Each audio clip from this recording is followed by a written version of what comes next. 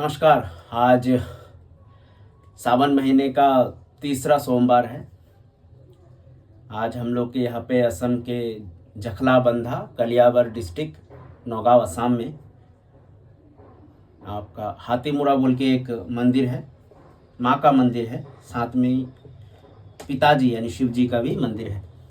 वहाँ जाके मैंने 19वें अध्याय का पाठ किया है, लेकिन जो पाठ मैंने वहाँ किया है उसका मतलब बहुत गाने बज रहे थे, इसके लिए उसको अपलोड नहीं कर सकता। तो फिर से दोबारा अपने घर के मंदिर में फिर से पढ़ के उसको अपलोड करूँगा। ओम श्री सांब शिवाय नमः। श्री शिव महापुराण प्रथम खंड पूर्वार्ध सचित्र मूल संस्कृत श्लोक हिंदी वाक्य सहित। तो चलिए, आज मैं श्री शिव महापुराण के अंतर्गत जो द्वितीय रुद्र संहिता है उसका जो तृतीय खंड है पार्वती खंड, उसमें अथेको नवविंश अध्याय यानी कि 19वें अध्याय का पाठ करने जा रहा हूं। ध्यान पूर्वक सुने, भूल त्रुटि होने से क्षमा करें। अथेको नवविंशोध्याय। भगवान शिव की नेत्र ज्वाला से कामदेव का भस्म होना और रति का विलाप, देवताओं द्वारा रति को सांत्वना प्रदान करना और भगवान शिव से काम को जीवित करने की प्रार्थना करना। नारद जी बोले, हे ब्राह्मण, हे विधे, हे महाभाग, इसके अनंतर फिर क्या हुआ?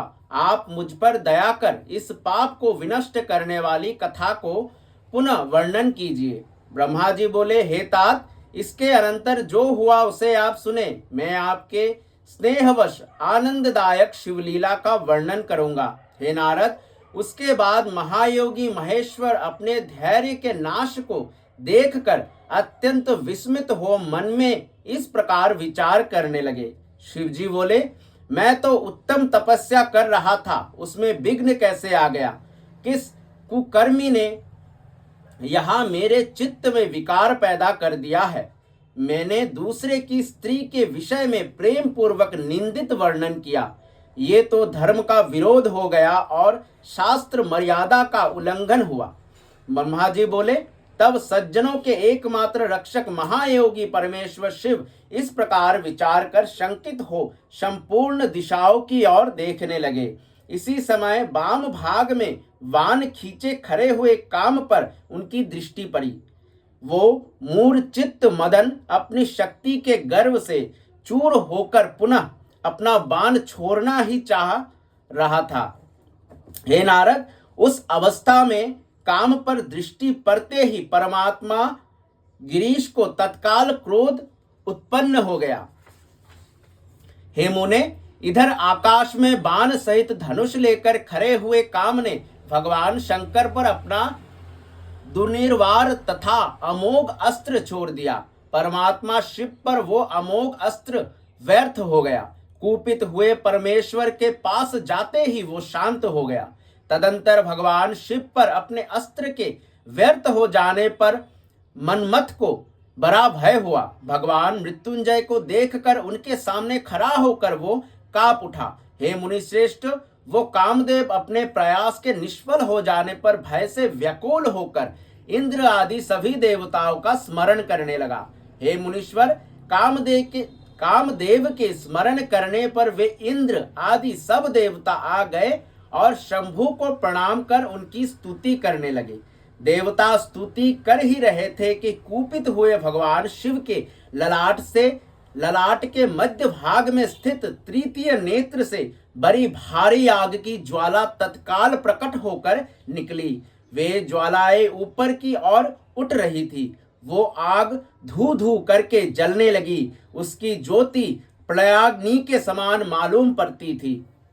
वो ज्वाला तत्काल ही आकाश में उछलकर पृथ्वी पर गिरकर फिर अपने चारों ओर चक्कर कटाते हुई कामदेव पर जा गिरी। हे साधु, क्षमा कीजिए, क्षमा कीजिए। ये बात जब तक देवताओं ने कही तब तक उस आग ने कामदेव को जलाकर राख कर दिया।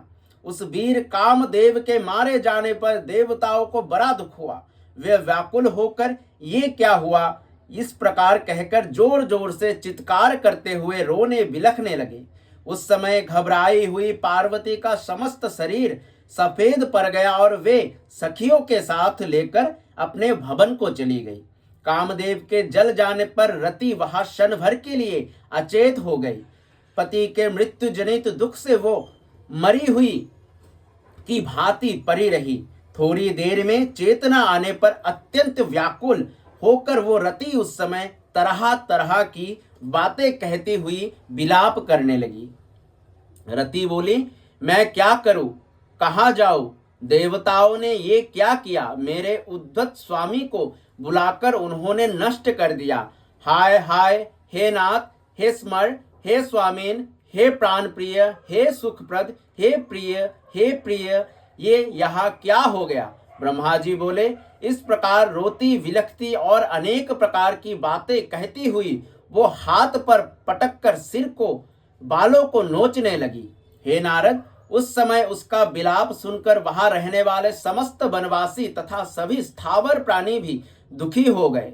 इसी बीच इंद्र आदि समस्त देवता महेश्वर का स्मरण करते हुए रति को आश्वस्त करके उससे कहने लगे। देवता बोले, थोड़ा सा भस्म लेकर उसे यत्न पूर्वक रखो और भय छोड़ दो। वे स्वामी महादेव जी कामदेव को जीवित कर देंगे और तुम पति को पुनः प्राप्त कर लोगी। कोई ना सुख देने वाला है और ना कोई दुख ही देने वाला है। सब लोग अपनी करनी का फल भोगते हैं। तुम देवताओं को दोष देकर व्यर्थ ही शोक करती हो। ब्रह्मा जी बोले, इस प्रकार रति को समझा बुझाकर सब देवता भगवान शिव के समीप आए और उन्हें भक्ति से प्रसन्न करके ये वचन कहने लगे। देवगण बोले, हे भगवान, हे प्रभु, हे महेशान, हे शरणागत वत्सल्य, आप कृपा करके हमारे इस शुभ वचन को सुने। हे शंकर, आप कामदेव के कृत्य पर भली भांति अत्यंत प्रसन्नता पूर्वक विचार कीजिए। हे महेश्वर, काम ने जो ये कार्य किया है इसमें उसका कोई स्वार्थ नहीं था। हे विभो, दुष्ट तारकासुर से पीड़ित हुए सब देवताओं ने मिलकर उससे ये कार्य कराया है। हे नाथ, हे शंकर, इसे आप अन्यथा ना समझे। सब कुछ प्रदान करने वाले हे देव, हे गिरीश, साध्वी रति अकेली अति दुखी होकर विलाप कर रही है। आप उसे सांत्वना प्रदान कीजिए। हे शंकर, यदि इस क्रोध के द्वारा आपने कामदेव को मार डाला तो हम यही समझेंगे कि आप देवताओं सहित समस्त प्राणियों का अभी संहार कर डालना चाहते हैं। उस रति का दुख देखकर देवता नष्ट प्राय हो गए हैं, इसलिए आपको रति का शोक दूर कर देना चाहिए। ब्रह्मा जी बोले, हे नारद, उन संपूर्ण देवताओं का ये वचन सुनकर भगवान शिव प्रसन्न हो गए और ये वचन कहने लगे। शिव जी बोले, हे देवताओं और ऋषियों, आप सब आदर पूर्वक मेरी बात सुनिए।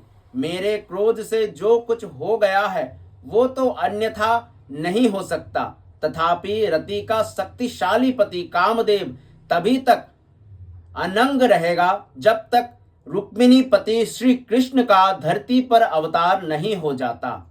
जब श्री कृष्ण द्वारका में रहकर पुत्रों को उत्पन्न करेंगे तब ये रुक्मिणी के गर्भ से काम को भी जन्म देंगे।